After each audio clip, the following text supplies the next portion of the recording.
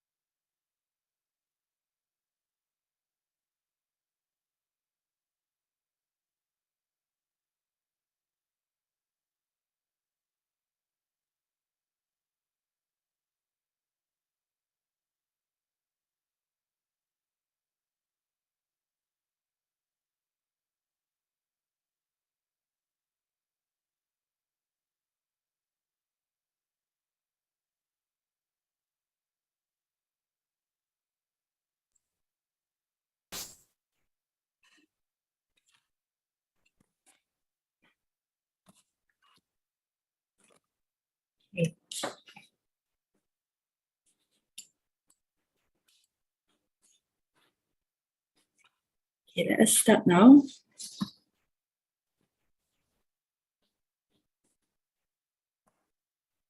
A warm welcome to our masters, Brother Johan, Hualien Dharma team, and brothers and sisters around the globe to Saturday Hualien Dharma Talk.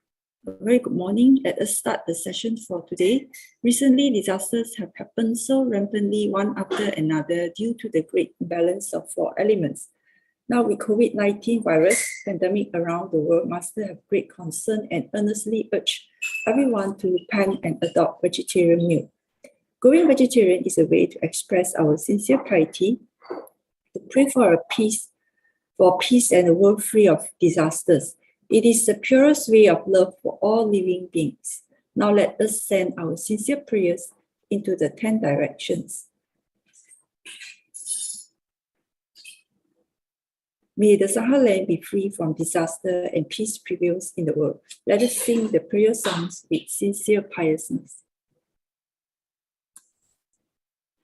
In my heart,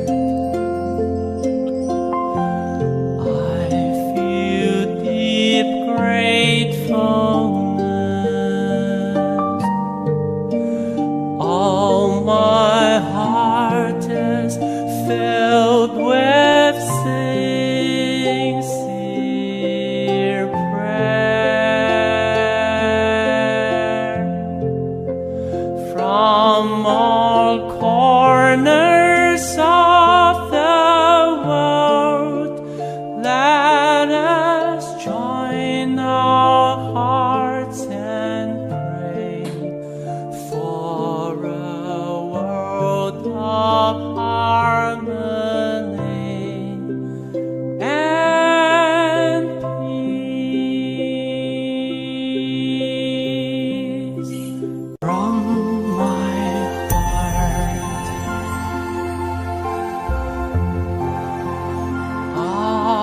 I pray. May we join our hands, our hearts.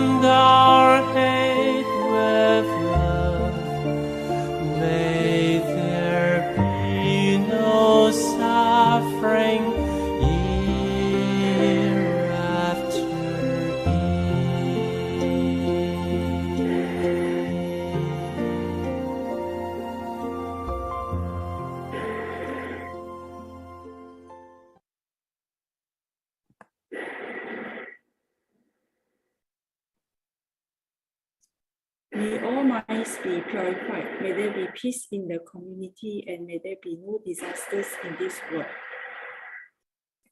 Let us together we pray for universal love and blessing. With loving respect, gratitude, and confidence, let us wish every person in our lives a healthy body, an enlightened mind, and a total fulfillment in universal love. Now, let us expand this consciousness to include every person in the world, every being in the universe. Let our unified love make this wonderful world even better. Let us all immerse ourselves in the joyful embrace of universal love.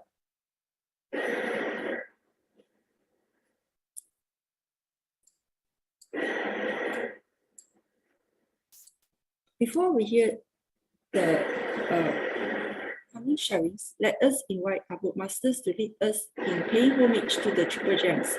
Let us pay our respects to these teachings and explanations to the Buddha and Master Cheng Yen by making 3 sincere bows. Please rise, palms together. First bow. Second bow. Third bow. And the bow to our beloved Buddha Masters who could join us today.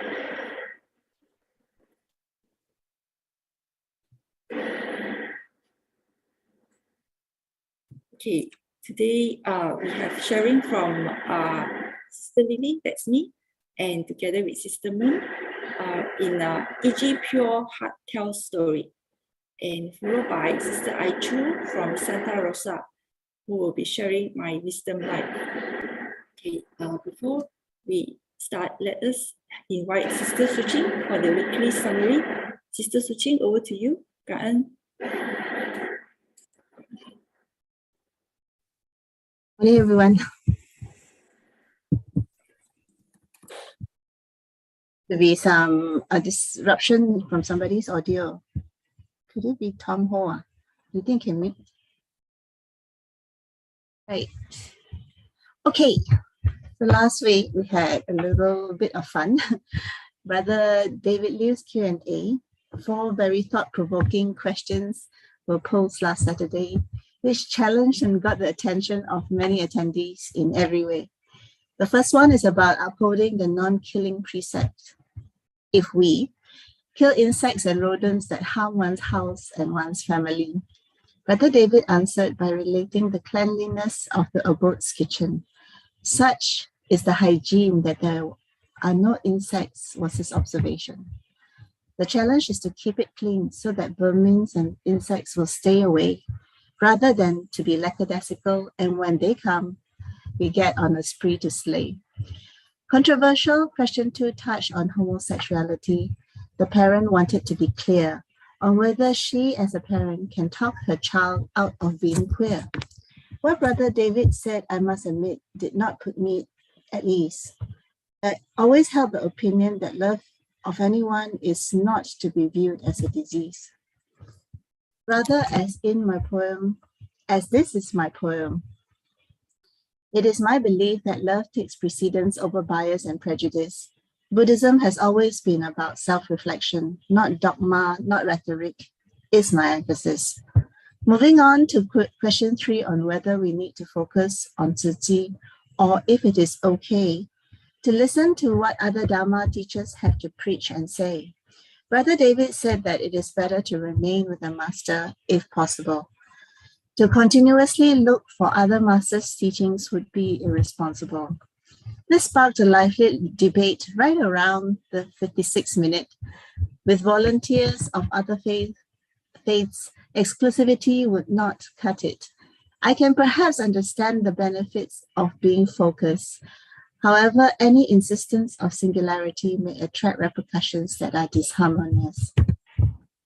Finally, the question that arose was why Tzu Chi KL and Penang appear to be disunited.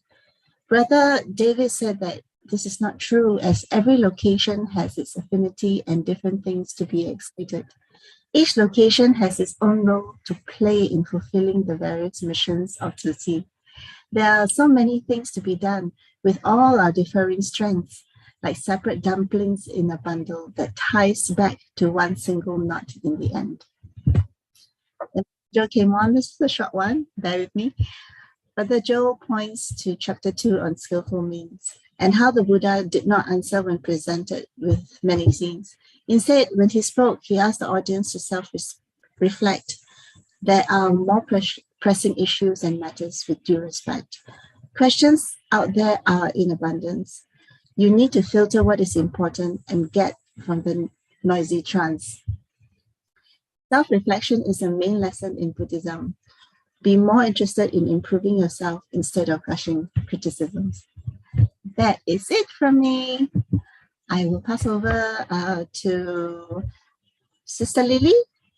Direct to you or Sister Su Ching first. Over to you guys. I think 都可以感恩感恩our Upper Masters, Brother Joe, brothers and sisters around the globe. 感恩 everyone for joining.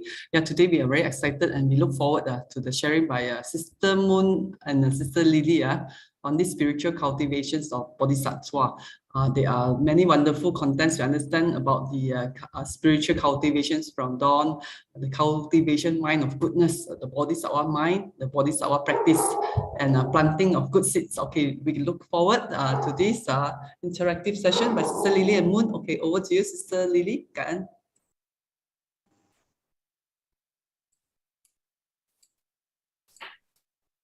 Yeah, good morning.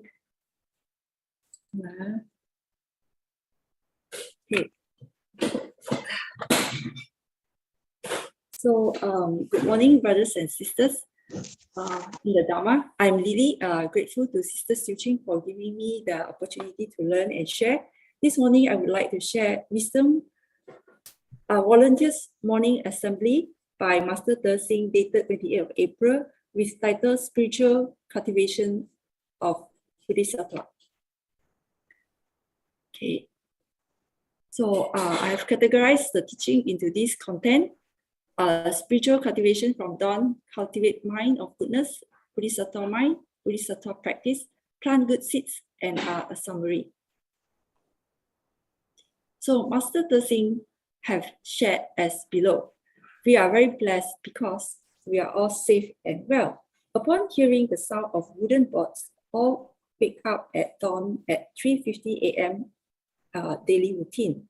Upon hearing the sound of the bell, may we be aspire and form great vow. May our afflictions be reduced.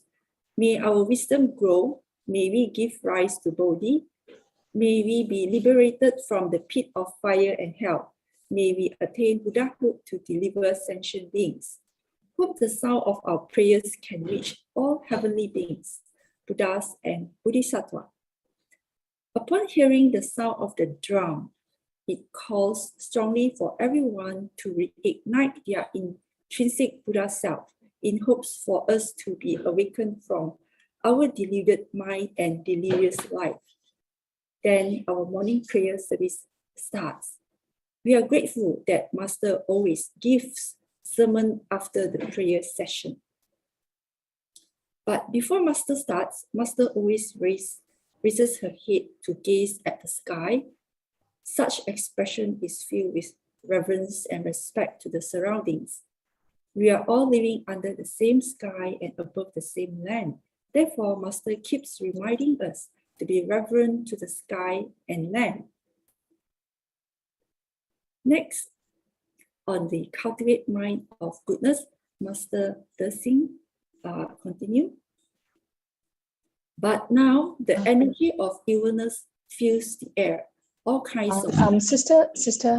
Yes, Sister Moon? Lily, can I just share my feelings about the first two slides with you first? Yeah, sure. Yeah, about this, waking up so early and in dawn and to heed to the call, for the start to cultivate for the day. I think this is actually something that I don't know. Something that I really never thought too much about, because I always wonder why, how difficult it is to wake up so early and to start the day with the first thing that you wake up and you have the prayers and all that. I didn't really understand that, but I think when you hear the Dharma and the masters explaining about this, I think it is really, it's really something that, it's the right way, isn't it? When we want to cultivate thinking on it, to start the day, isn't it? That when you wake up, we are actually waking up and positioning our mind straight away and learning how to put our mind to start the day right. Truly. To start it right? It's just like just like the other day, the talk on the paintings. How do we want to paint our picture today, right? But in this cultivation, in the call to wake up, when we wake up, the first thing the mind wakes up, our mind is so active. The minute you wake up, there are 1,000 things coming in already. What shall I do and all that? But when we learn to cultivate, the mind is taught to stabilize and adjust itself so that the rest of the day is in order.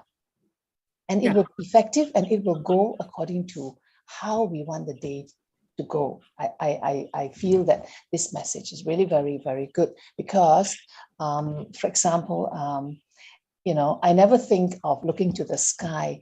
I have friends who always send me WhatsApp. The sunrise, we are taking a morning walk. It's such a beautiful sunrise, and I don't see such beautiful sunrises here, but I can see from the pictures that it's such a universal thing that if we wake up early and we see a sunrise, it puts our mind really in a very good position. Of course, that we don't know that there's Dharma at work here. If we know that there's Dharma at work, of course, then we say, okay, I wake up, the first thing now I wake up, I'm grateful that I'm able to wake up for another day, right? So that's the first thing that comes to my mind. I'm thankful and I'm grateful that I'm able to wake up for another great day. I can do something for the day, something for somebody, something for myself, right? But if I see a sunrise, now I know, that I have to be thankful. I have to repent that, okay, the next step is, what do? I remember what are the things that I said, this is not right. I must, change my habitual tendencies, repent to the sky. And when I want to change my habitual tendencies today, I can only get to be a better person, right? As I go each day. And look to the flowers, and they were going like, the flowers are so nice today. The leaves, the papaya is fruiting. The flowers are so beautiful, So I used to be very amused to receive all these things. But now I can understand. They of course, my friends also, they don't know that this Dharma at play here. But now that we understand Dharma, all these things, it's like adjusting the mirror. But I ask myself, what if it is a rainy day? What is a rainy day? You don't see the sunrise. But you have to be thankful for the rain too, right? Yeah. It's also a beautiful day, even if it rains, because rain is beautiful to the earth, to the sky. So even if you're driving, I know young people, you tell me, young people, where the time to go and wake up and see the sunrise? We have to rush breakfast, go to work on time, if not, ugly face from the boss and all that. So even when we're driving, if our mind, if we are able to cultivate our mind to think in this way, we can see beauty in everything. Even inside our car, you can see a sunrise. Even you're jammed in the rain, you're thankful for the rain, you look to the rain, am I right? So I think this is something that is really very timely, actually, to remind ourselves that there are so many things out there, and in our daily lives especially. And it's not just the monastic that gets the opportunity to think in this way, to cultivate in this way, that we as a layperson following the monastics, we can do this within our daily lives. Yeah, I don't know if there is some brothers and sisters, if you would like to tell us, hey, you think it's so easy, but we could all try, I guess, huh? Yeah, that's my feeling for this part. Yeah,感恩 Sister Moon. Anyone would like to share? Okay. Yeah. 感恩 Sister Moon and Sister Lee Lee. Truly, it's very true. I think with the cultivation, we are more mindful to our nature surrounding, natural surroundings, and stay grateful. And also at the same time, have this vigilance to repent for the past wrongdoings. That's how we can practice peacefully. Very good. For me, it's the other, not to say the other way. For me, it's I take my evening walk, climb the hill. Yeah, I'll stay very more observant to the nature and very grateful. I think it's the way Master also guide us. Masters tell us how Master will be grateful when Master wakes up in the morning.感恩 for a very wonderful, good reminder today. 感恩. Yeah. Sister Su Ching and Sister Moon. So I'll continue. Yeah. All right. Okay. So Master De Xin continue. But now the energy of illness fills the air. All kinds of natural and man-made disasters are ongoing and rampant. This is the world of 5 stupidities.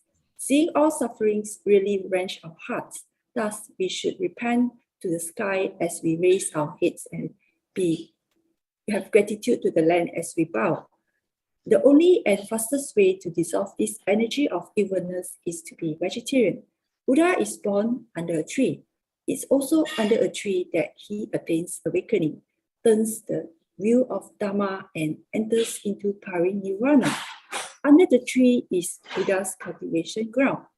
From the first breath till his last, Buddha never forgets his initial intent to care for the earth, safeguard the well-beings of all sentient beings. He also expounded Dharma to us and set himself as living examples, touching the hearts of all. More importantly, asking us to go vegetarian, do not kill. Initially, I didn't understand why that is the first precept from Buddha. Then when I come to abode, Tzu Chi had the affinity to handle the database of bone marrow donation.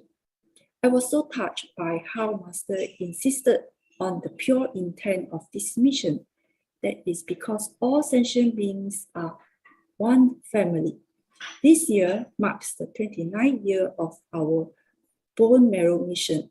Our footprints in this mission have covered 31 countries worldwide, but it does not stop there. If the country has such technology and affinity, it can be passed on from one to another. This made me realize that indeed, we are all one family. It is humans who can pass on the teaching. The teachings cannot be passed on without humans. Tzu Chi have established for 56 years. We are entering our 57 years now. Tzu Chi would not be where it is now without the droplets accumulation of efforts. Through the passage of time, even bit of love comes together to form what we are now. Grains of sand can form a castle. Droplets of water can form a river. With the spirit of all, small kindness goes a long way. Tzu Chi overcomes all odds in the past 56 years. Here, I'll go to the next content on Bodhisattva spirits. So Master De Xin continue. Today, we can be together to listen to Buddha Dharma, really grateful to Master's compassion and persistence to educate and nurture our wisdom. In the past, Master made a vow that she would not take disciples. But later, Master said, if anyone wants to be my disciples, they must do Tzu Chi.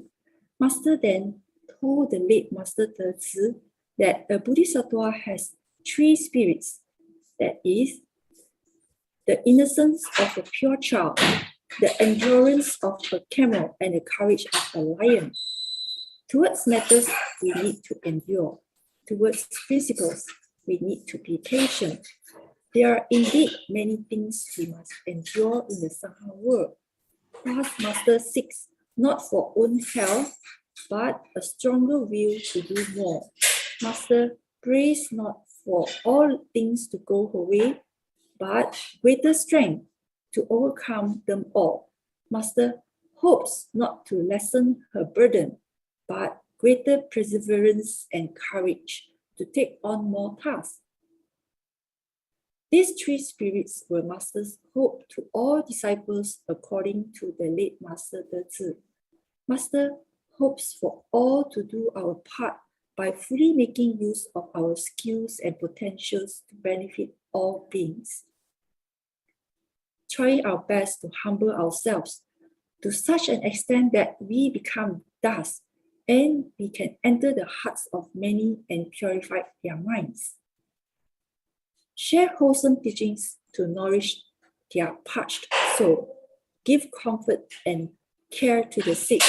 Assimilate our small self deep into others' self, yet not causing any frictions in their heart. Okay. Yeah, Sister Lee Lee, Yes, Sis Moon. don't go to the next one because I find this very interesting. All right. This particular slide, I don't know, because it has got so much things to tell. The story about the doctor asking or telling Master that that she is why does she has worry still, because if she's practicing on one of the grounds of Bodhisattva, she should be unwavered, so I and Master's reply was really so classic, that so full of wisdom when she says that I'm the grounded and realistic Bodhisattva. I always think that in the Bodhisattva path, we are always saying that you must learn to be detached. Don't be attached to things, right? Because in the end, everything is empty. And yet, in life, we are bonded. There are so many bonds, isn't it? We are bonded to our husband, our children, parents, brothers, sisters, friends. These bonds are real, right? And the inherent love that we have for all the people that we meet that is close to us. And then you said, learn to be detached. So learn to be detached means what? When they go, we don't feel sad. We don't have any emotions about this, and we just stay the same way, calm and even be at ease and be at peace. And that's all wonderful to say, but for the average lay person like us, every day I tell myself, and I'm a very crybaby actually. I watch a show, I cry. I don't know the person, I cry. I listen to a very emotional song, I cry. I mean, like, how am I going to be unattached? And every day I say, no, you must be unattached, don't cry, don't be teary and all that, but it doesn't work. So I still have a lot of way to go in that sense, to understand and to build up strength in that sense, to have the sense of everything is just empty. And yet, if you say it's empty, then of course the Bodhisattva, we are supposed to be, in the end, to be so unwavered. Nothing, no external conditions will waver us, our emotions. We will be always calm. But does that mean that, if you're so calm about everything, then, we are supposed to move among human beings, sentient beings, among which is the main one is the humans. And humans have a lot of feelings, right? And if we don't have empathy, we don't have feelings, they are not going to connect, they will not connect much. So I'm not sure, maybe that's what Master says. If I don't show that I'm worried to my people, to the people that I'm moving among them, right? And they are not at the level of total detachment, what does a real detachment or a non-attachment means, then it will be seeming maybe like there's not much empathy. And if there's no empathy, how am I going to connect to them? How am I going to make them feel that, they're that they are loved and that they are that somebody cares, and so that they get, when you know somebody loves you, when you know you're being cared for, when you know you're being loved, somehow you have strength, right? You will have strength to get out of a very bad situation and to continue. And so in the last part of Master's talk at the end on your present on the translation, I think maybe I don't know, somebody, maybe I hope some brothers and sisters will correct me, but I think that what Master is saying is that I have to be realistic because I'm moving among the masses, the people, and I need to show them that I care. If I'm totally calm and totally detached and nothing touches me, then how do I connect to them? Am I right? But in learning to be detached as on the Bodhisattva path, but there are moments there are happy moments, right? That is what we call let me see, sometimes, excuse me, but words slip my mind. Yeah, no worries, Sister Moon. There are wait. Okay, wondrous existence. Within this emptiness, there are moments of wondrous existence, and I think it is this love that we must show to people in order to guide them, in order to help them. All happen within this wondrous existence, right? And so it's all right to show. It's all right to show that you care and that you have the feeling of being worried for the safety of people, to be worried for the situation that the world is now, and that you need all of them to help each other to get out of this situation. So I don't know if I'm right. Maybe some brothers and sisters can tell me. Yeah, morning, Sister Moon, Sister Lily, brothers and sisters. Yeah, I think, what is so difficult to do is, our mind mirror is supposed to reflect clearly, but never to retain, especially when the situation passed us. So then we don't, get afflicted. So in that moment, while we are out there walking the masses, especially if you are in a disaster site, your mind is fully focused. You are in samadhi, full concentration, in giving of yourself, which is in giving great love, giving respect. And, the mind is to think of methods to uplift those people out of suffering. So you are role modeling the Dharma at that moment in point, to inspire great love. So that is what, we see so many of our city brothers and sisters do when they walk into disaster site. So it is not that you are detached from the people, but once those, incident past you have got to be detached, because otherwise you'll be taking in so much of people's problems, right? And then, there is these worries and confusion that comes in. And I always remain being reminded of this phrase: why worry if you can do something about it? Why worry if you cannot do anything about it? So it's really, if we think that we can do, and give our best and do everything that we can to uplift people from sufferings, then we shouldn't be worried. It's easier said than done, right? Especially where it comes to your loved ones. My daughter go deep diving, I worry. They are away from me, I worry. But it's just to tell yourself you should bless them instead of worrying for them. Give them great strength instead of burdening them with my worries. So these are actually, consciousness, knowing, the mind, what you are thinking, and the moment you are veered into the wrong direction, you tell yourself you have to stop, being detached to the negative thoughts and move yourself back onto the right path. That's my sharing. Thank you. Thank you, Sister Kaping and Sister Moon. Yeah, Sister Kaping, I like your advice on bless the children instead of burden them with our worries. Yeah, I'll practice that. Sister Kaping. So it's more of being detached from external conditions, but focused on the issue, focused on the job and hand. Yeah. My personal thoughts is like focus on that current moment, what we can help out to relieve someone's pain or worries. Yeah, whichever we able to do with our wisdom. Okay, I shall continue.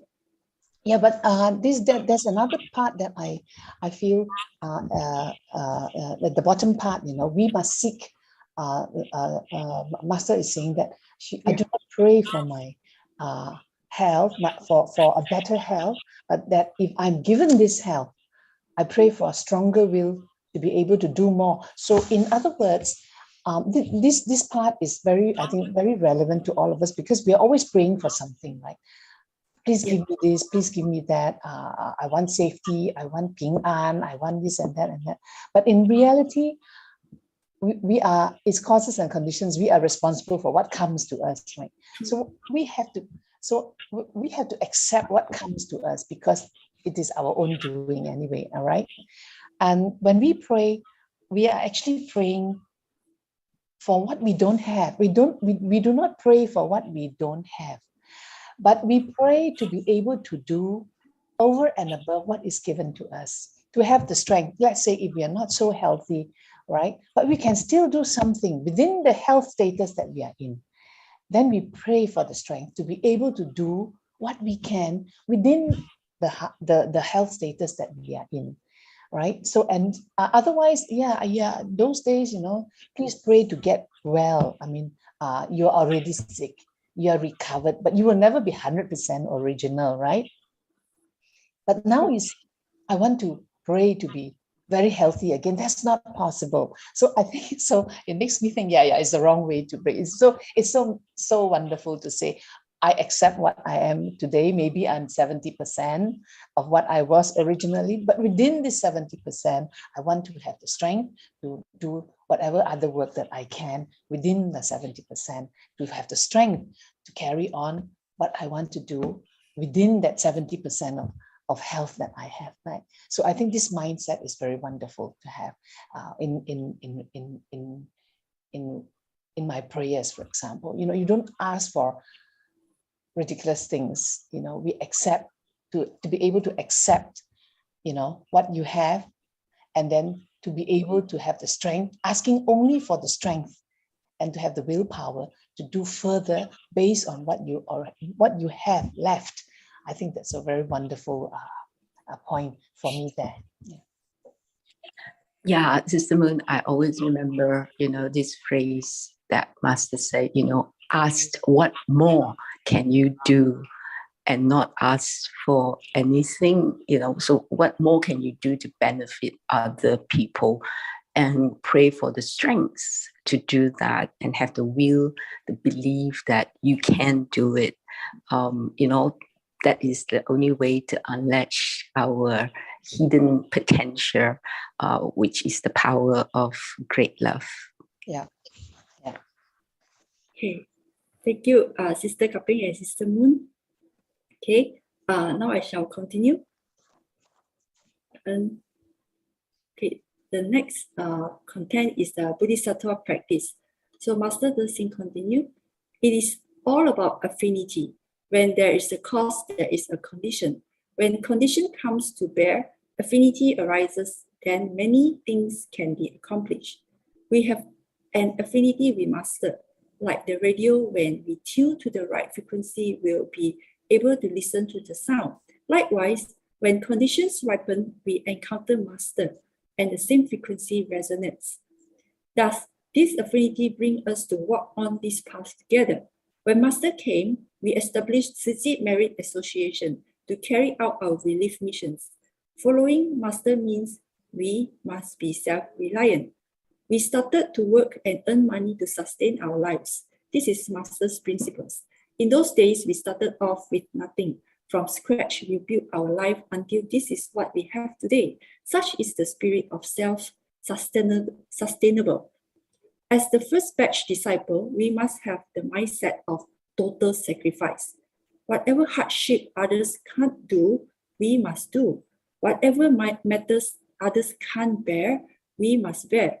We must first train ourselves so that when we face any difficulties in future, we can accept and overcome them at ease. In the early days, we had no money. We couldn't afford to eat vegetables, but that is all right. We fried some salt and mixed it with congee. It tasted good too. We marinated tofu in salt for quite some time before deep frying them until they were crunchy. Then we ate it with rice. It tasted very good too.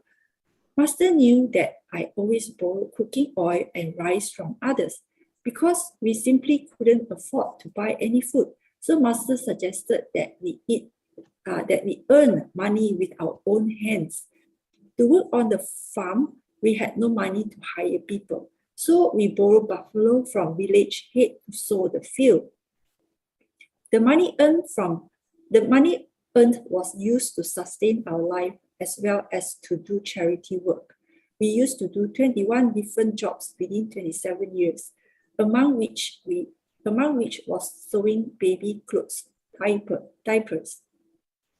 We made porcelain too. It is a scrupulous job that requires patience and meticulousness. With concentration, the product will be exquisite and perfect. Master taught us to use this most sincere heart in whatever we do, a straight heart. Treat people and handle matters with the most genuine and pure heart, with sincerity, integrity, faith, and steadfastness. I always say, I am candid and not good with words. Master says, just be sincere and speak from your heart. That's how I treat everyone, nothing else but sincerity. In anything we do, we take it seriously, wholeheartedly devote ourselves to the task we do. To me, being able to be a monastic is a blessing. Being able to meet and follow Master is also a wondrous affinity and blessings. No doubt it's a lot of physical hardship, but heart is joyful. Affinity between Master and disciples continues life after life. When our Jinsi Hall at the abode was constructed, the only condition Master imposed on the structure is to have a solid enough building. It has to at least be able to resist a magnitude 7 earthquake. Grateful for Master perspective vision, our Jinsi abode building are still stable and rigid today. There was an earthquake in 2018, but it didn't cause any cracking to our buildings. My contemplation for this: develop strong foundation in our mind by nourishing our mind with Dharma. Take it to heart. Practice deep root. Practice grow deep root and have faith. Stay steadfast when there are challenges or adversity. We stay strong, mind not shaken, stay steadfast, practice 6 paramitas. Okay, then Master De Xin continue. Then over time, many people started to join Tzu Chi. To support Master, the late Master De Xin too started to share her insight, but she was a bit shy and afraid to share in front of the public. Master says, just say what we do and do what we say. Then she said, I am repeating the same thing again and again. Master says, you eat every day and do morning service every day too. This is walking the path as taught in the Sutra. Sutra is the path and the path is for us to walk on. Since then, the late Master De Xin bravely shared with others her experiences in Tzu Chi. Okay, continue. Yeah. Sister Lily. Yes, Sister. Just say what we do what we say, and say what we do. Is that? Yeah, I think that is so true. Say what we do and do what we say. This is so true. I think Masters put everything into one line, because I find that when we are dealing with people, when we do what we say, it's very healing, right? It's kind of like I'm telling you I will do something and I do it, right? And so you will feel very good because you said you will do it and you have done it, and not just empty promises. And I find that if we do this, really a lot of disharmony will will not happen, either at the workplace or even in the family, if we say what we do and do what we say. So simple, isn't it? One line. That's just wonderful. Yeah, truly. Thank you, Kak and Sister Moon. Okay, I will continue. Okay, so Master De Xin have shared this decent aphorism. Taking on tasks means to have a sense of responsibility and self-confidence. Treat others with humility. Be confident that we are able to do a good job, but don't be arrogant. The mission of our medical team is to make every six small universe to be healthy and bright. Okay, this is our silent mentor, the late brother Lee Zhen He. When he came to Abode, he looked tall and straight. He told Master he wants to be admitted to the Lotus Heart Room. Lotus Heart Room refers to the hospice care. Okay, so Master was surprised because he didn't look ill at all. He said that he was tested to have only 3 months to live. Then he said, Master, you say we have no ownership to life, but only the privilege to use it.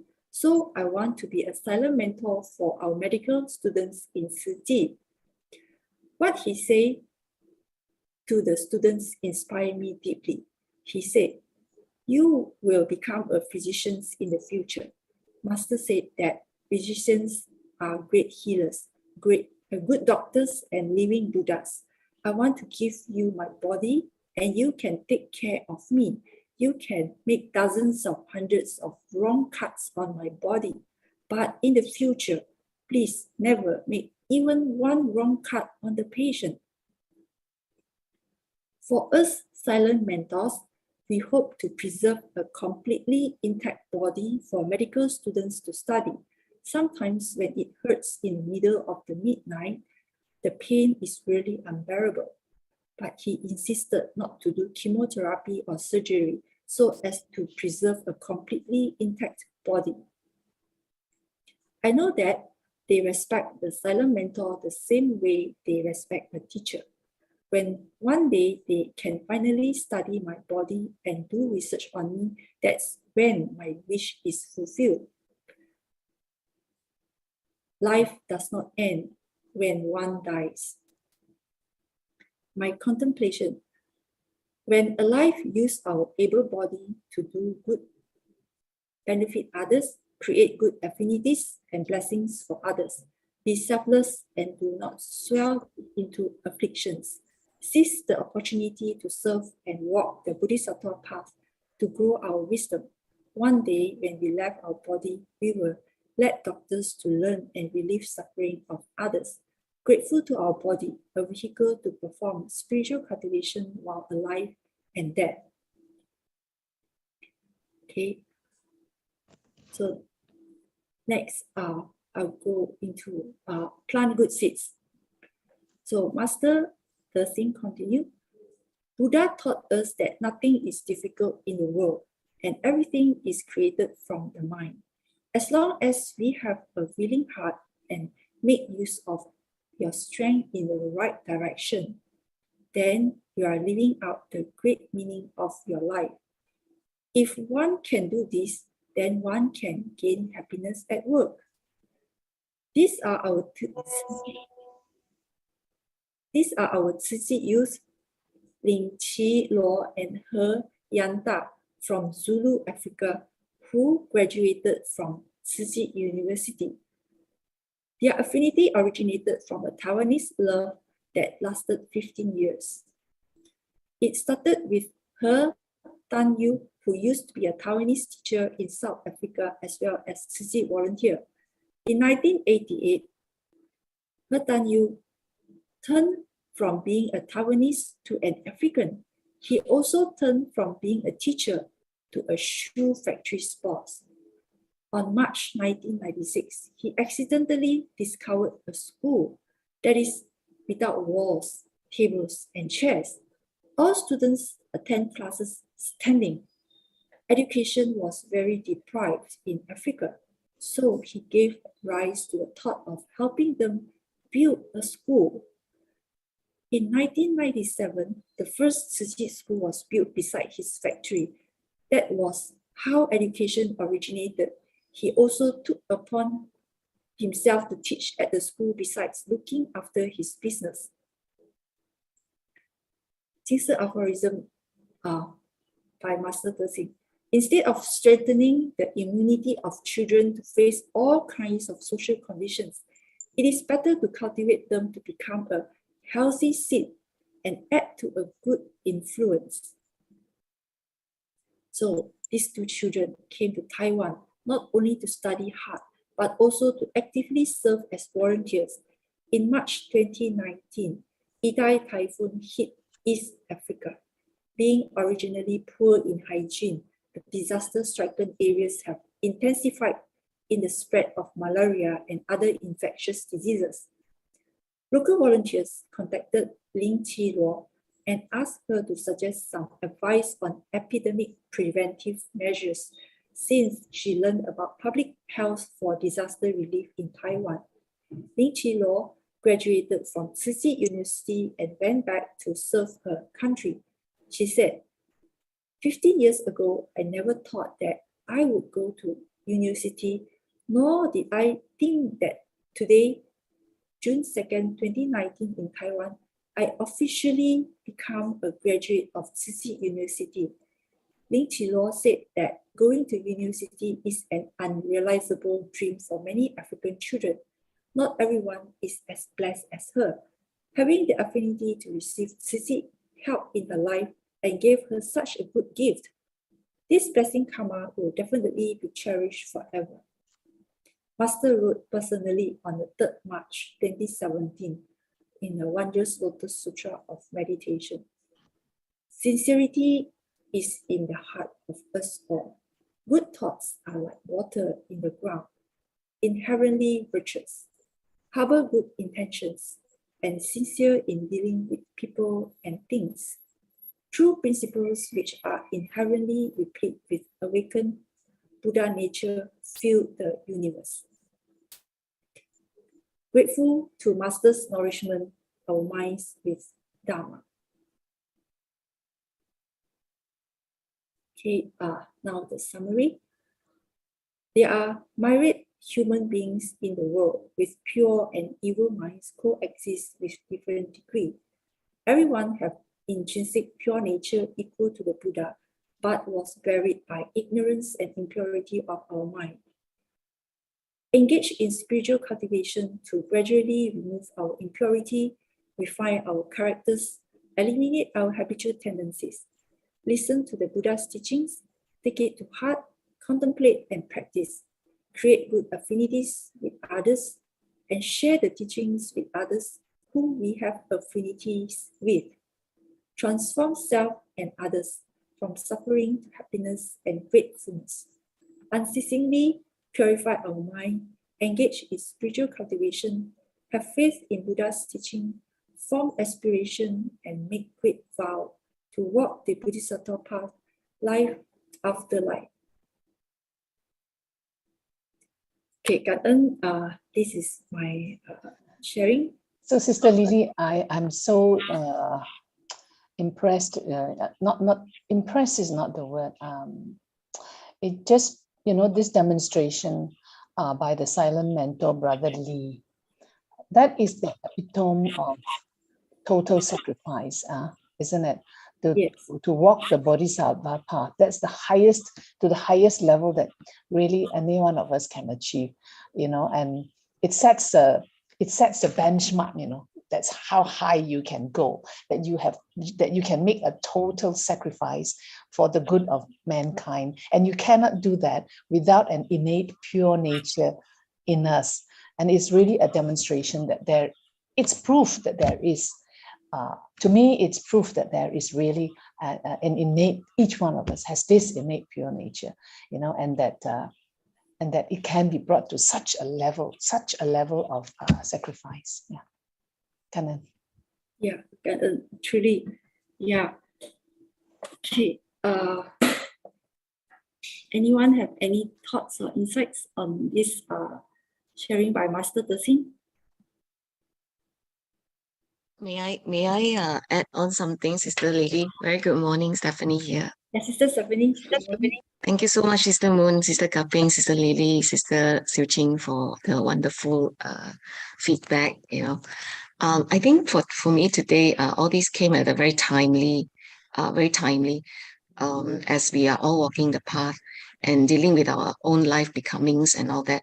I think throughout the presentation today, the sharing, I see humility as one of the key message from the time that just now when we wake up in the morning, you know, we look up to the sky, bow down to the earth, we have a very humble heart, humbling ourselves because as Master had said before, sentient humans have actually forgotten of how to humble themselves because they think they are greater than the sky and greater than the earth. They want to own all and have all, you know, and but that's not possible. But what I want to bring up is this. Just now you mentioned the spirit of Bodhisattva, the practice of Bodhisattva, and even the Jingzi aphorism just now. You know, it's talking all about humbling ourselves until we become like dust, so that we can enter people's heart. You know, practicing humbleness so that we can harmonize with all PMOs. You know, and even as we take on the task, it means we doing it out of a sense of responsibility and of course a sense of confidence that we can do a good job, and we're confident that we are able to do it, but must always treat others with humility and don't be arrogant. So this was the Jingzi aphorism, and I think it is very timely reminder for all of us as we walk the path, as we walk the path that is paved by Master and so many more brothers and sisters ahead of us, and how we can sustain ourselves on this path is to be ever humble. Because I think the other day Master the Shu sharing was resonated, is that, oh no, it wasn't Master De, so I think it was Brother Joe. Sorry. So it's like the more we learn, actually, the more we learn that the more we know that the more we know actually means the more we know what we don't know, you know. So Yeah. in the process of walking this path, because the journey is so long, meaning we have so much more to learn, to know, and to practice. So never be arrogant by when people praise us, but always be humble, because even those who are not in Su Ching, sometimes they have the heart of a bodhisattva, they have the practice of a bodhisattva, and they have the spirit of a bodhisattva, if we care to listen. So this is from my personal experience yesterday, when I went to have my hair cut after so many months. And the hairdresser, who she has a mother who's 92 years old and has a schizophrenia, you know. So meaning you have to basically live with many people at one time, because it is a state of mind that is very unstable, and there are many different realities that you have to deal with, because these are the realities of the mind in the person. And I'm very touched by the fact that, you know, she says that I'm so grateful that I'm able to enter into her world, rather than, you know, because the mother had to come to stay with her, because the brothers could not deal with the mother, because they keep telling the mother, they just didn't, you're not able to enter the world of her mind. But once you're able to humble yourself down, become a dust, and enter into all these different personalities, you know, she was able to be that pillar of support for the mother, and the mother's attacks, anxiety attacks reduced, and was able to be at ease and at peace. She no more accused people of wanting to kill her. She no more accused people of trying to poison her. She no more accused that, the house is filled with black, what do you call that, filth, because this hairdresser has the wisdom and the compassion to enter into the suffering of. And she said, to me, she's a suffering being. Whether she's my mother, she's my mother-in-law, or whatever, she's a suffering being. And she shared with me the 3 spirits that she undertook to be able to, what do you call that? Finally, let the mother find peace and comfort. I just want to share with is that she says, I learned with the power of patience and the power of Sis Xing can be mindfulness, patience, mindfulness, and then lastly is the power of love. So she's not a Siji volunteer, but because of her, I guess this the essence is there. The essence of the Bodhisattva practice and the spirits are all there. So I just want to share with everybody here this morning. Kanan so much for the wonderful sharing, Sister Lee Lee. Kanan, Sister Moon and Sister Cupping and Sister Su Ching as well. Kanan. Yeah, Kanan, Sister Stephanie, for the real life story of your hairdresser. So indeed, Right. we practice the 6 parameters and being filial and compassion to her mother, which she have created an atmosphere or environment which her mother can be comfortable in and be at ease. Yeah, of course, she has to sacrifice a lot, but that is part of the practice, isn't it? Yes. Just as what you mentioned just now. Yeah, full sacrifice. Yeah, Yeah. Kanan. Okay. That's the end for my sharing. Sister Su Ching, over to you. Wow, awesome.感恩 Sister Lee Lee and Sister Moon for the most interactive and very heartfelt session today. Indeed, all of us, I trust, benefited a lot from these great lessons from our master, book master, and which is passed on by these 2 sisters. And we're also very grateful to Sister Kape and Sister Stephanie for the great interactive, great insights. Brothers and sisters, we are most joyous to have with us a very diligent and dedicated Tzu volunteers, Sister Ai-Chu from Santa Rosa. So today, I think without much ado, let us invite Sister Ai-Chu to bring on with us her wisdom life. Actually, she has a lot of very wonderful sharing today. I'm not sure whether the time is enough, but Sister Ai-Chu is always very humble. To her, most important is the gist. She will share as much as she could with us. Okay, and over to you, Sister Ai-Chu. We look forward to your sharing.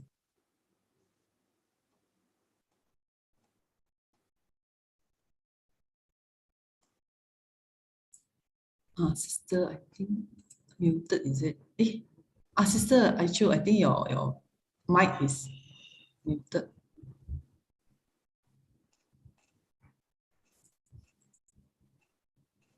Yeah, Sister, we can't hear you yet. Yeah. Good morning, Now, Bodhisattvas. Thanks to good Sister morning. Xiaoqing for inviting me for this opportunity to share with you what I'm working on. As Master taught us, we need to check the inventories of our lives and diligently grow our wisdom life. Since I will be 71 in July, here's my report. First, let's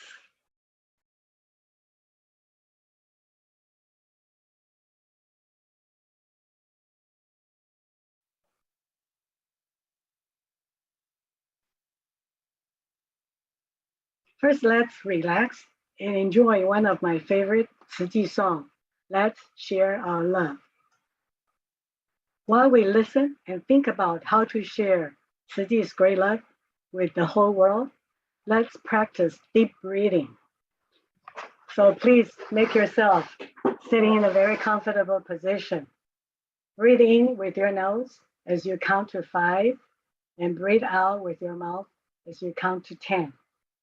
As long as we breathe out twice, as long as we breathe in, our body will relax and refresh.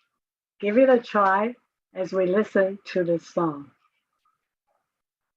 Breathe in, 1, 2, 3, 4, 5 with your nose, and breathe out with your mouth, 1, 2, 3, 4, 5 to 10, okay? 爱是摸不到的感觉，爱是我们小小的心愿，希望你平安快乐永远。爱是仰着头的喜悦，爱是说不出的感谢。爱是每天多付出一点点，双手合十，不在乎考验，让爱传出去，它像阳光温暖我和你，不管有多遥远，总有到的那一天，让爱传出去，那前方漫漫人生路。祝福没有过不去的苦。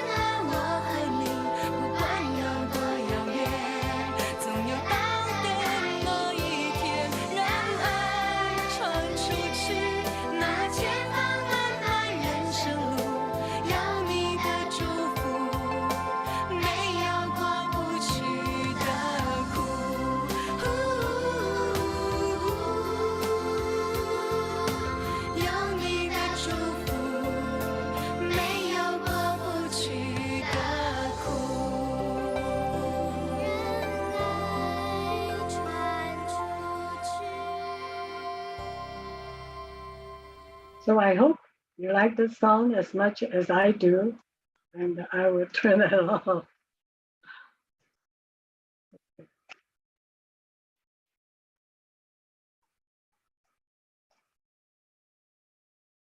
Okay. So here's my report. Now you are refreshed. Let me share with you what I've been doing to grow my wisdom life. Feel free to ask me any questions on the chat and give me suggestions for improvement. I will talk about the Northern California Sutra study, the spiritual care workshop and embracing diversity workshop sponsored by the Dharma is Water team in the curriculum group, same as the chaplaincy pilot program. Also, the Oakland English Book Club and the Sutra of Infinite Meaning Sutra study group. The Northern California Sutra study, I joined on November 29, 2019, until now. We meet every morning on Zoom from 5:30 to 7:30. We have a leader to, first, of course, we listen to Master's teaching on the Lotus Sutra, according to the Dai TV program for an hour. Then we have a leader to share the discussion for an hour. I was asked to lead the sharing on Thursdays. What I did is I review the videotapes and the notes, then I post my summary into 2 pages online.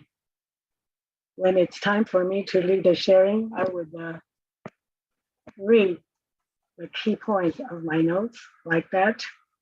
So it has the title, Master's main message and the key stories, as well as the Sutra and Master's explanation of the Sutra. Then the second page is finishing Master's explanation. Of course, they say in Tzu Chi we need to cite the source. So I cited the source. And in the end, I wish all the Bodhisattvas to have the 4 Tzu Chi volunteers treasures. And I hope them to share their Dharma joy and what they learned. So I'd like to share with you the Tzu Chi volunteers 4 treasures. I wish everyone can sleep peacefully, eat happily, laugh joyfully, and work healthily every single day. Okay, best wishes. For this Northwest California Sutra study, I want to thank Brother James Lane for hosting and leading this every single day. He has to drive to the office when, no matter how dark, how cold it is, to turn on the computer to play Master's teaching. And then let the sharing, I think he does the leading on the Monday, and then coordinate all the other sharing leaders. Wonderful, wonderful. We are very grateful for him to create this platform for everyone to learn from the Master and share and learn from one another. That's why I want to thank all the Northern California Bodhisattvas for leading, contributing, and listening to the sharing. Next will be the Tzu Chi Spiritual Care Workshop. I wonder how many of you have taken that one. Could you give me a show of hands? Has anybody taken the Spiritual Care Workshop? There is a feature, raise hand. Oh, okay, great. I saw some hands. Thank you, thank you. If you haven't, then they're going to offer it every year. I think it's a wonderful workshop to go to just for your own life and for Tzu Chi work. So why did I take it? The reason is I want to... Huh? I'm sorry. Could you repeat your question? Good. Huh?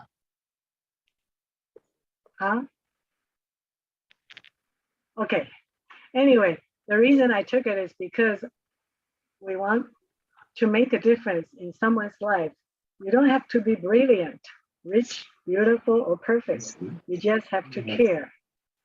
Hey, let So me see what the did I learn? California, Los Angeles. Okay. I think someone has their microphone on. So why did I join? I think you have heard about the 2017 Tub Fire in Santa Rosa. The fire burned from October 8th to October 31st for 24 days. The county lost $1.3 billion, and the fire burnt 14,900 acres and destroyed 5,643 buildings. Here is looking from my house, the picture on the right. More than 900 houses in front of mine were burnt. When I saw that, I felt my house was escaped for some reason. I must go to help all those people who lost their house. That's why I joined the Northern California Disaster Relief Team for 2 months, 7 a.m. to 7 p.m. We were at the local assistance center distributing cash cards and comforting those survivors. After those 2 months, I joined the Sonoma County Long-Term Recovery Team. I was in the Case Management Subcommittee, Emotional, Spiritual, Physical Care Committee, etc. for 2 years. We want to help the survivors with their long-term recovery. Here, Tzu Chi focused on this group of seniors who are who had low income and they lived in a mobile home community. It's called Journey's End. Most of their homes were burnt.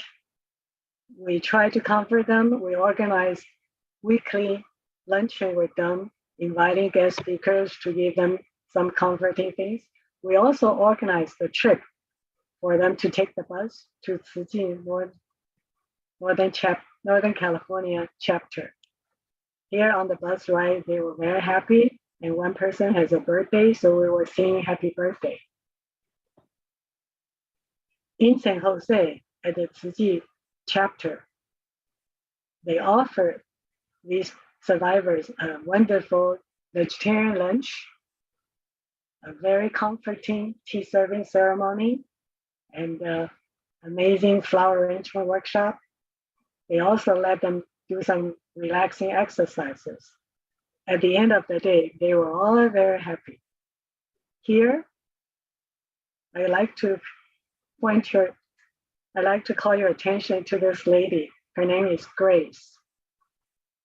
Su Ching helped her and quite a few people to find housing. So here, Grace is happily moved into her new mobile home. She decorated her house really, really well. That's just one example about why I wanted to take the spiritual care workshop, because they really need people to help them. To learn more skills, I also pay myself to go to this 2018 spiritual care workshop offered by the Sonoma County Long-Term Recovery to learn the emotional, spiritual, and physical care of fire survivors. In last year, before I get into the chaplaincy program, I also signed up for the Johns Hopkins Psychological First Aid online. It taught the basic required skills for chaplains.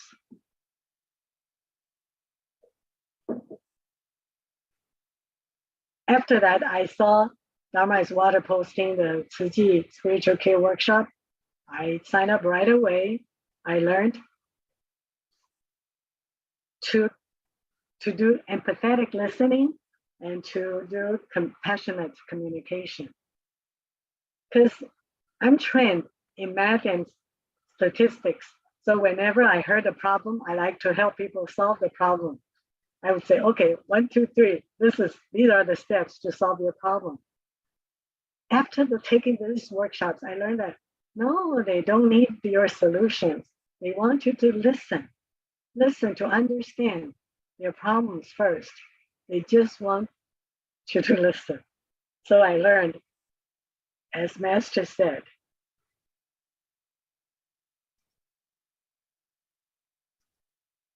less words are better than more, and good words are better than less. So when we do empathetic listening, we learn to say less words. And when we learn compassionate communication, we learn how to say good words that are really beneficial to them. After I take the chaplaincy program, I learned one thing. The most important thing is to show up and shut up. It's better that you don't say anything than say anything that harms them, on the contrary to your attention. I also learned if you say the right word, then you have very high leverage. So 2 key points. You need to have the right direction. You do the right thing. And as the 7 Habits of Highly Effective People, Stephen Covey said, you need to keep the end in mind. You want to know where you're going. You have the right direction. Once that's set, then you do the things right. Use the correct methods. That's one of the habits is sharpen your saw so you can do things more efficiently and effectively. So at the end of the workshop, if you did not miss any class, you get a certificate. This is one of the prerequisites for you to get into the chaplaincy program. So this is for spiritual care. Then the second prerequisite is embracing diversity workshop. In this workshop, we learned how to apply Master's four spiritual soup: content, gratitude about everything happened to us, and be understanding and have acceptance about other people. We have wonderful guest speakers. Brother Joe Huang is one of them, and he gave a talk on diversity. I learned from him it's very important to discover what diversity is, understand it, accept it before you can embrace it. For anything unknown to us, these are wonderful 4 steps. Discover it, understand it, accept it, and then embrace it. For people, for things, for matter, we can take these 4 steps. So at the end of workshop, they give out the certificate. This is for embracing diversity. Actually, I went through these 2 workshops twice. The first time as a trainee and a facilitator, the second time as a facilitator and also speaker for one of the workshops. In these 2 workshops, for these 2 workshops, I really want to thank the Dharma as Water team and the curriculum team for planning and delivering these great workshops, and also all the Bodhisattvas for teaching, contributing, and participating in these workshops. So if you haven't attended these Zoom workshops, I would highly recommend. These will be good things you do, because I apply the empathetic listening and compassionate communication at home, because we had to do homework. Every week we had a Zoom family meeting. We share gratitude to one another. We also share the high and lows of each week. So when my husband shared the high of that week, he said, "Oh, I'm very happy mommy did not complain about anything." So the things I learned from the workshop also benefit my family. Now about the chaplaincy pilot program, what it is and why I'm taking it. Chaplain are, Buddha is actually chaplain. Look at the picture. Buddha is comforting this wounded person and also showing all the other disciples how to be a caring chaplain and comforting those people in need. Our master is also a wonderful chaplain. She taught us for Buddha's teachings, for sentient beings, we want to do as much as we can to help those people who are suffering. In this workshop, we try to incorporate the 4 noble truths and the 4 great vows. You are all familiar with them, right? The truth of suffering, causation, cessation, and path, as well as the 4 great vows. Living beings are incalculable. I vow to deliver them all. Afflictions are infinite. I vow to eliminate them all. The Dharma doors are innumerable. I vow to learn them all. And Buddhahood is supreme. I vow to attain it. In addition to incorporate this in every session, we also use the Sutra of Infinite Meanings as the Bible. We want to incorporate key sessions of sin into each class. So for example, in this chapter 2, expounding the Dharma, Bodhisattva Mahasattva observed the truth in this way. He rise to sympathy, great loving kindness, and compassion, and want to save sentient beings and relieve their sufferings. So basically, chaplains are trying to provide sympathy, great loving kindness, and compassion to save sentient beings and relieve their sufferings.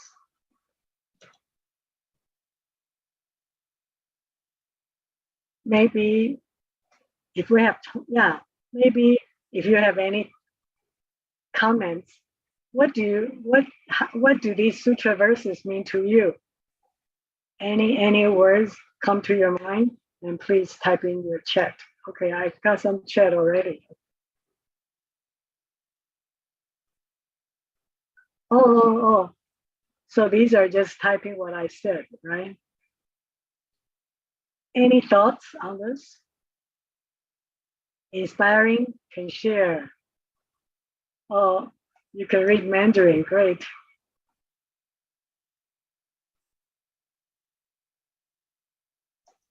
So if we don't have time, you can think about these Sutra of Infinite Meaning and your personal experiences, and we would like to hear. So the next, for the chaplaincy pilot program, I want to thank to Dharma is Water team and the curriculum team for planning and delivering. They invited me to the curriculum team and I said, I'm taking it. But starting, we've worked on this for 1 whole year and then it's introduced May this year. Also want to thank all the Bodhisattvas for teaching, contributing, and participating in this program.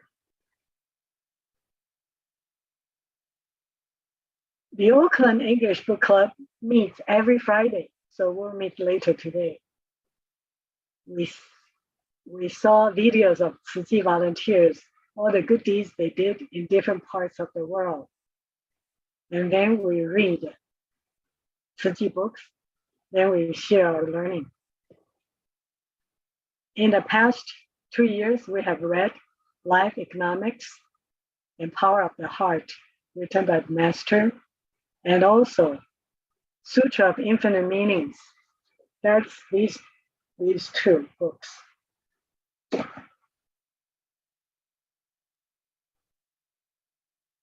For this book club, I want to thank Brother Eric Kawakami for leading and delivering and for planning all the meetings, and also all the Bodhisattvas for contributing and participating.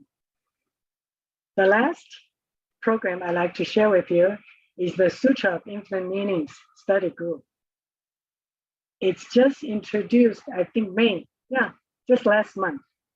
It's a Tzu Chi USA project, just like the chaplaincy pilot program, it's Tzu Chi USA project.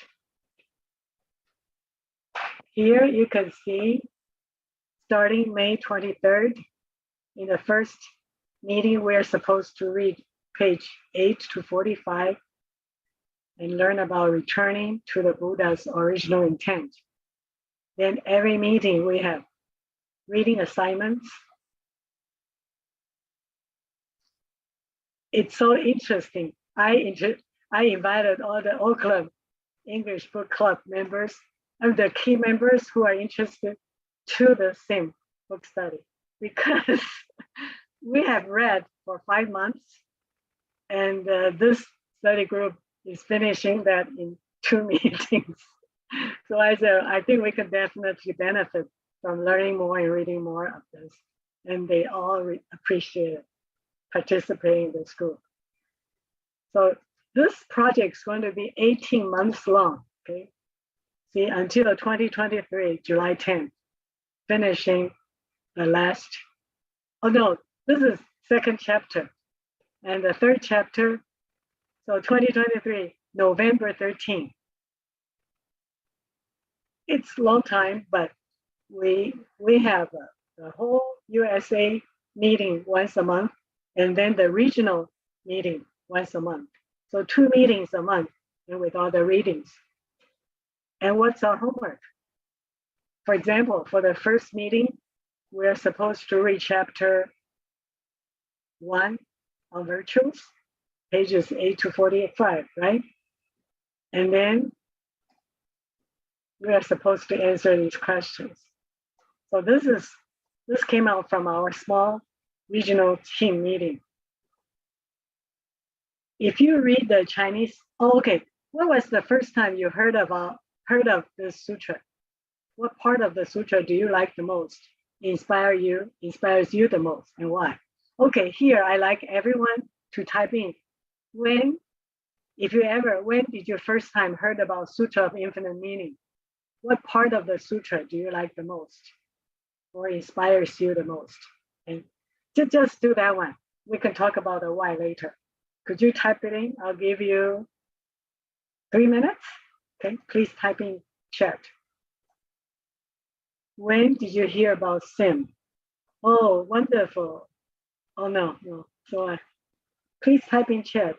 When did you first time hear about Sutra of Infinite Meaning? And what's the most inspiring part for you?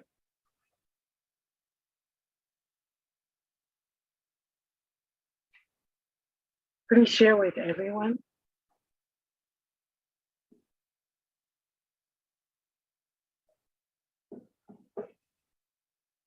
Or do you want me should I practice what I preach first? Should I share what my answer first? Here is my answer. I read the Chinese Sutra of Infinite Meaning at the Sis Rosa office, and I love page 68. This sutra comes from the royal home of all Buddhas, goes to where sentient beings develop Bodhisattva, and abides wherever Bodhisattvas practice. Buddha, hearts, and sentient beings are all equal. Everyone has the chance to become a Buddha. Yeah, because when I first read about that, I said, oh, this is really giving people hope, right? You just need to find the Buddha nature in yourself. And as long as you work on it, you'll reach there. And another team member said they first heard about Sutra of Infinite Meaning at the Buddha Bathing Festival when they listened to the chant on page 49, with minds tranquil and clear, whilst vast as the universe, they remain unwavering for countless kalpas. Infinite Dharma doors readily appear in front of them. They attain great wisdom and completely understand all Dharma. Very calming and peaceful. Okay, now I see some of your answers. Thank you very much. First time saw the English version of Sutra. Oh, in 2015. Su Ching, you are really early. Great for you. Huh? This Ai-Chu, yeah, the first time because I can't read Chinese for our training. Our feedback on this Sutra of Infinite Meaning, that part of time I just Google and cut and paste. But then really in 2015, towards the second half of the year, we have this English version published. This is the first version. Subsequently now, the 2 English booklets. We are very grateful. Yeah, now we have 2 volumes. Yeah, very nice. The new one, we enjoy that very much. So first time seeing it, not reading the content. I don't know why. I just, I remember it was in a Jingsi book cafe. I just cried non-stop. I don't know why I cried. I don't even read the content. That's yeah, that's wonderful. Thank you so much for your sharing. Any other?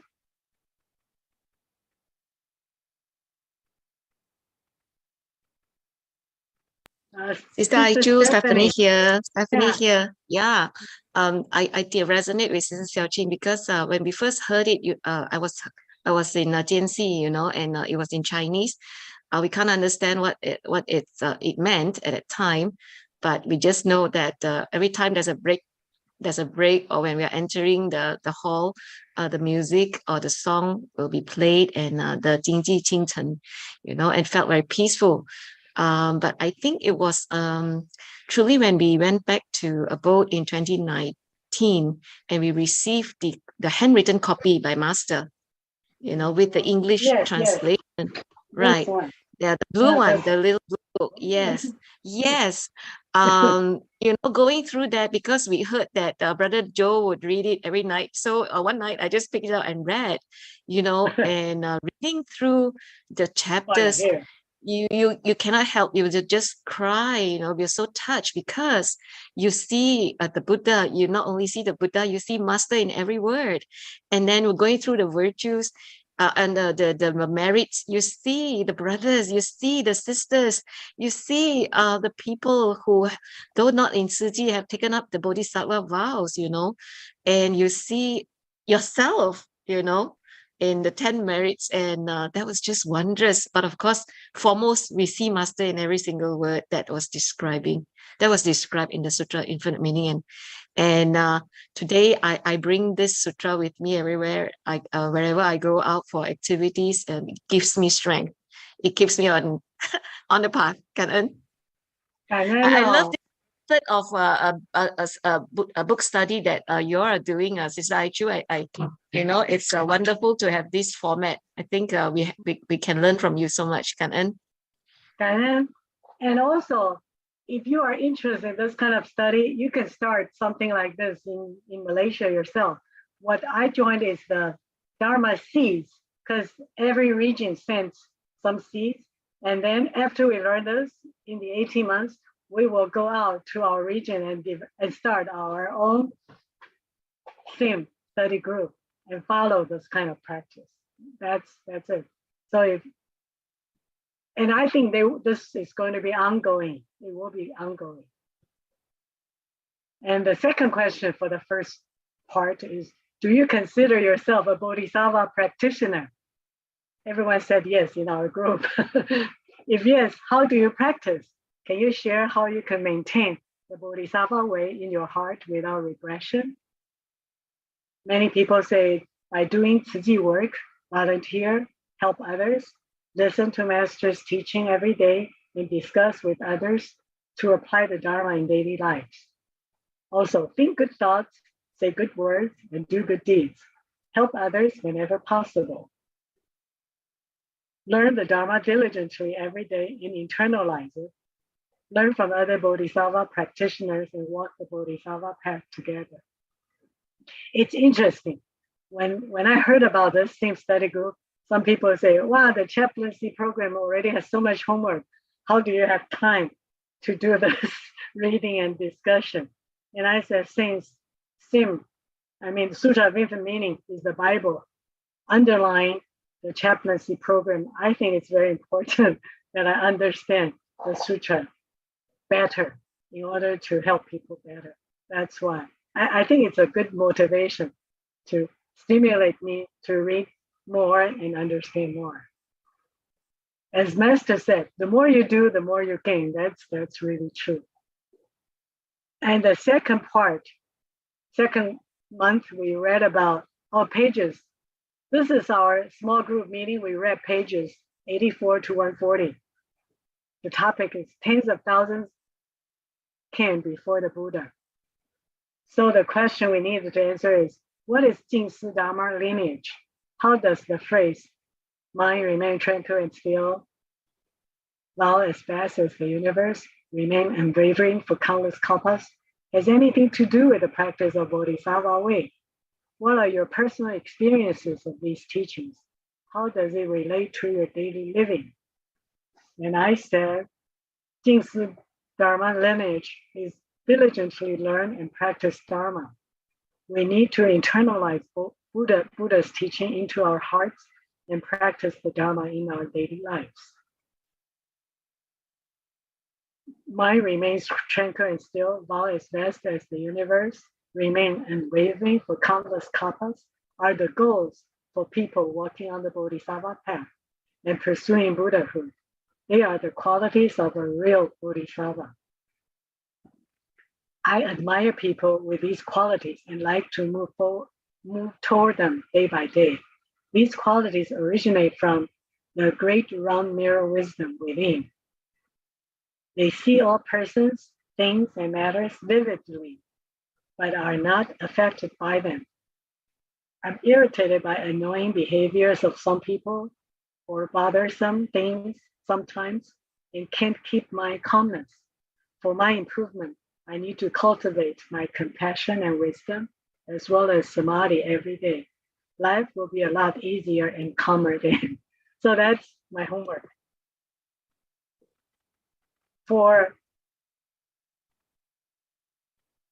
I jumped to, okay, then the second question. Okay?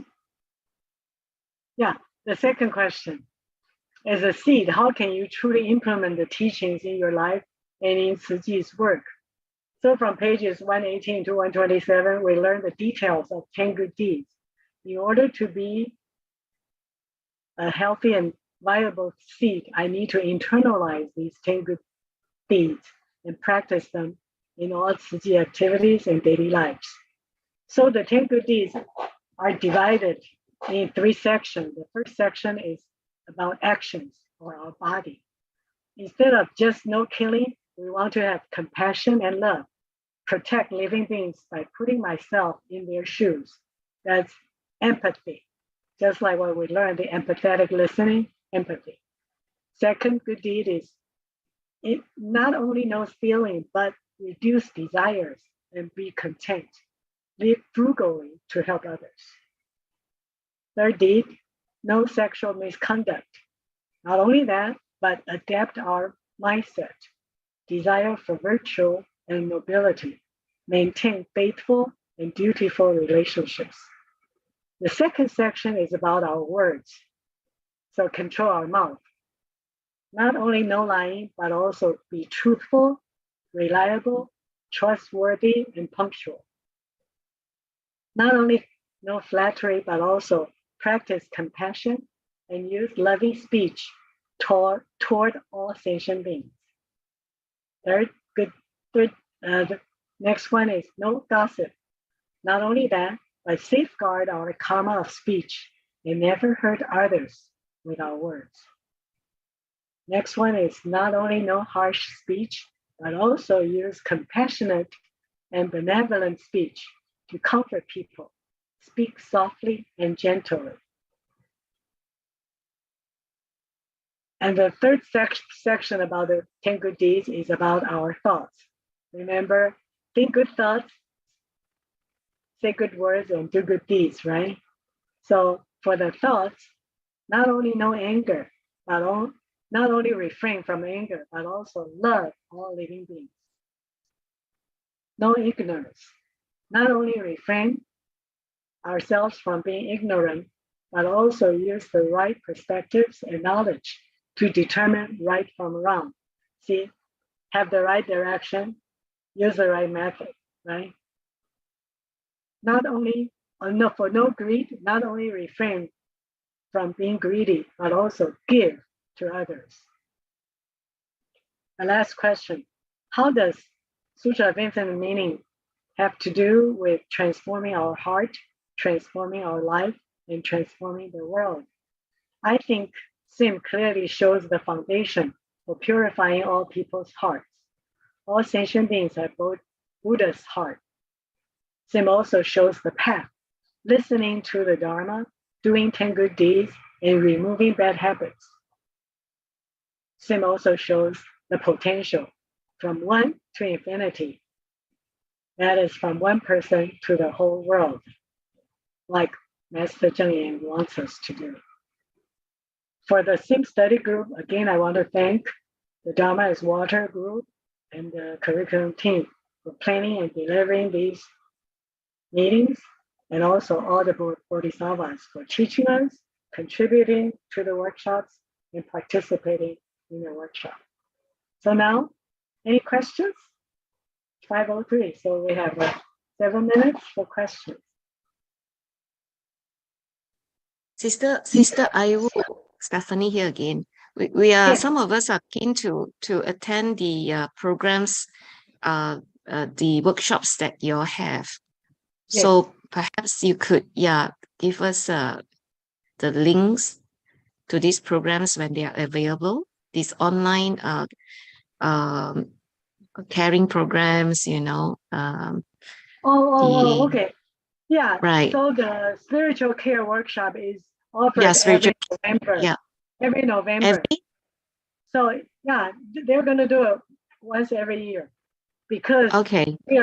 they're trying to train as many chaplains within Tzu Chi as possible.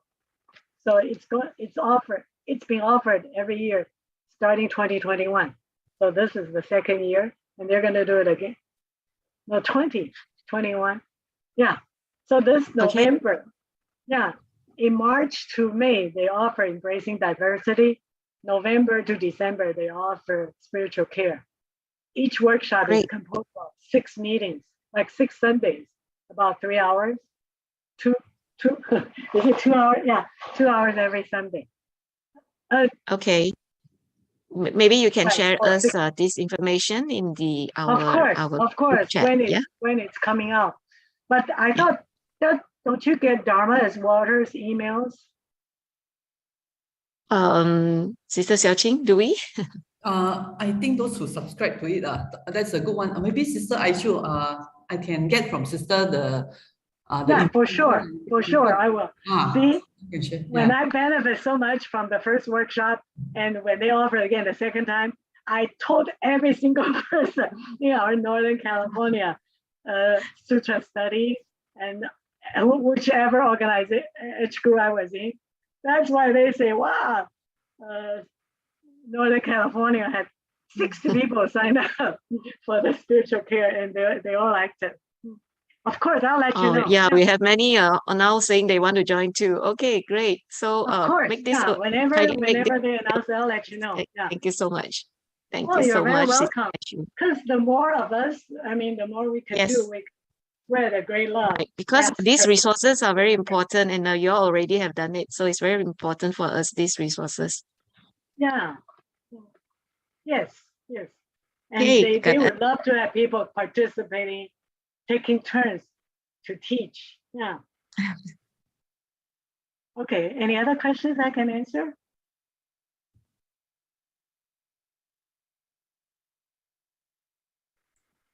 Yeah, Sister Su Ching here. Sister Ai-Chu, may I know Yes. wow, Sister Ai-Chu's schedule seems to be so packed to each other, and how does Sister cope with all this? See, I practice qigong. See, like when the COVID was on, whenever, and also our Santa Rosa office was closed.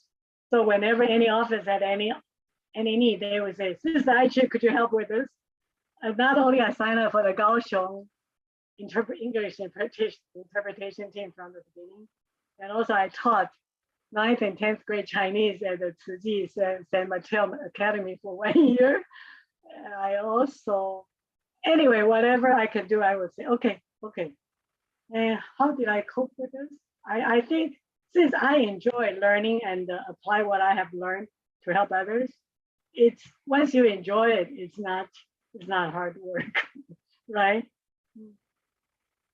And of course, you want to make sure, remember the 4 Tzu Chi volunteers treasures. Remember those 4 things. Does anybody remember? Let me share.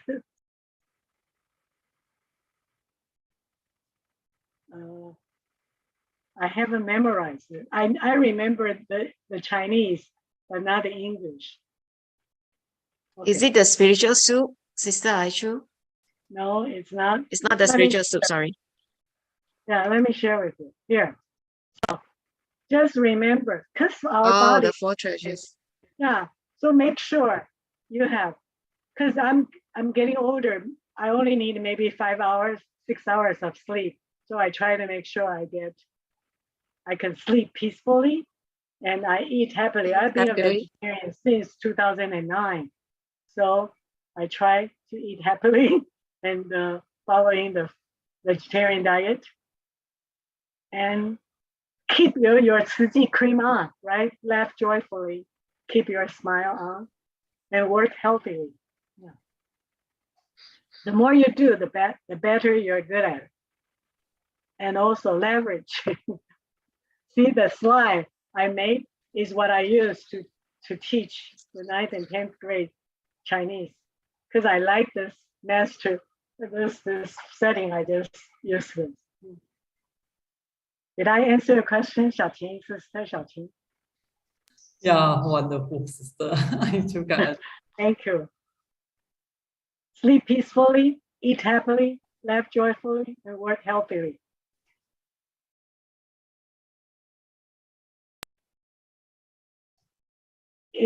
That's a great advice. That's a great advice for all of us. That's why, Sister Ai-Chu, you look so young and joyful all the time. This is infectious energy that you have. Thank you. Thank you. Thank you. So now I'm going to let the sister Su Ching to take over. Wow. 感恩呢，感恩，感恩。 感恩 Sister Ai-Chu for the most insightful sharing. A lot of powerful tips today. Since the first team sister, today is really an interactive day. I'm very grateful to our two teams. First by Sister Moon and Sister Lee Lee, and the next one by Sister Ai-Chu. I think summarizes how the tips on how to walk these Bodhisattva practices in peace. We cannot. After hearing Sister Ai-Chu, we cannot complain to say, hey, we have no energy, it's too taxing. Look at Sister Ai-Chu in the 70s. Oh, but I will create a PDF file from my PPT and I'll give it to Sister Su Ching. Oh, okay, guys. You're welcome to have it. Also the link. I have modified a little bit. So Sister Su Ching. Okay. Ka'an. Wow, we can Thank see you. as group very diligent. There are so many talks. To share with us. Later, we also will invite Brother Joshua. Actually, Brother Joshua also from, of course, he's a Malaysian but residing in US. He also will promote another online session by US team. 真的是 our exemplary role model. I would like to seize this opportunity to thank the Dharma is Water team.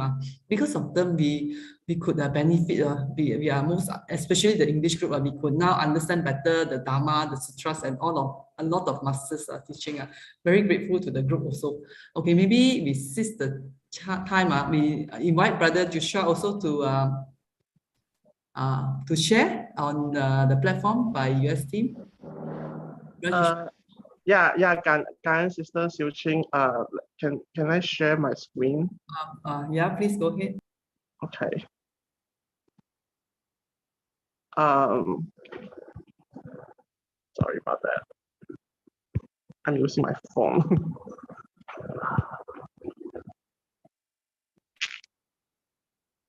Okay. So just now, 感恩 Sister Ai-Chu for sharing. Yeah, I cannot share my screen. 感恩 Sister Ai-Chu for sharing about all your wonderful Dharma wisdom life journey with Dharma is Water team, as well as in Northern California community. So besides for Dharma is Water team, besides the embracing diversity spirit and spiritual care workshop, which is like only offered like certain months of the year, like in March as well as in November. There's another online Dharma study group which is offered like all year round, which is 12 months of the year. This is called the English Online Dharma Study Group, which is offered on the first Sunday of every month, US time Sunday, but for Malaysia time is Monday morning at 8 a.m. Malaysia time, 8 a.m. to 9:30 a.m. Malaysia time.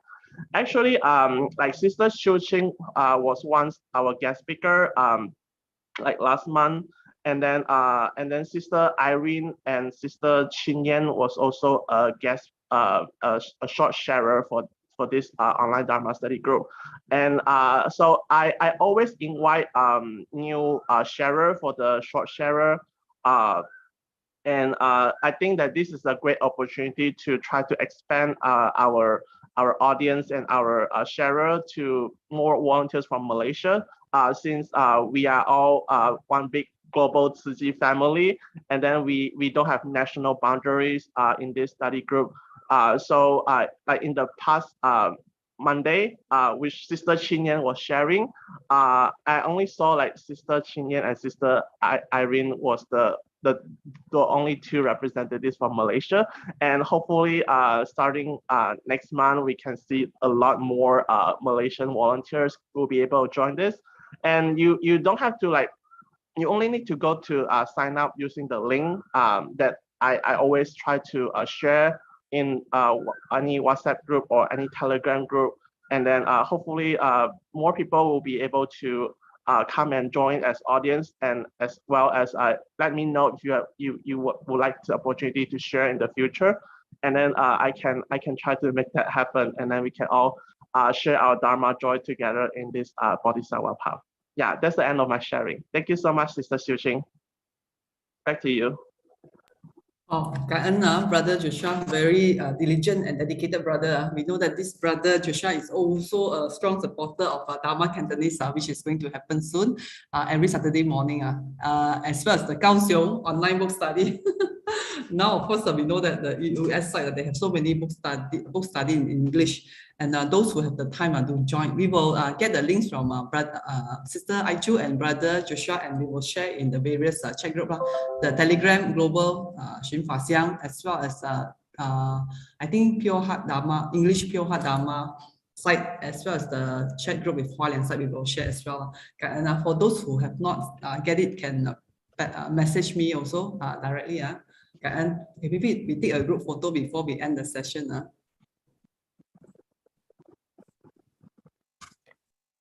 Cảm ơn. Cảm ơn everyone for joining today's session. We know everyone is not many on the video. Seize the chance of those who can.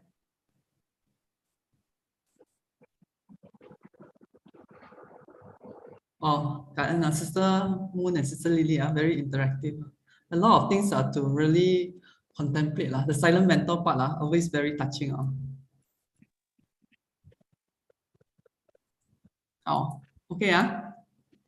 Okay, cảm ơn brothers and sisters for joining us today. Cảm ơn everyone for this heartfelt and wisdom sharing.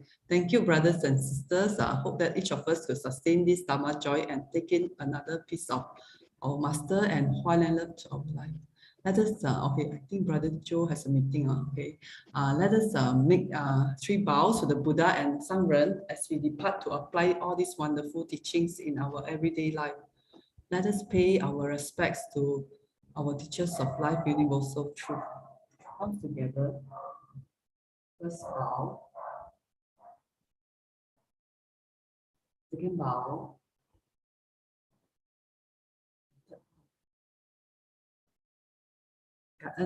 Okay, brothers and sisters, take good care everyone as you all walk on the path during the masses. I just emailed you the PPT in the PDF form, so it's smaller size. Okay, sister, take care. Have a wonderful day. And thank you all again so much. Bye-bye. Bye-bye.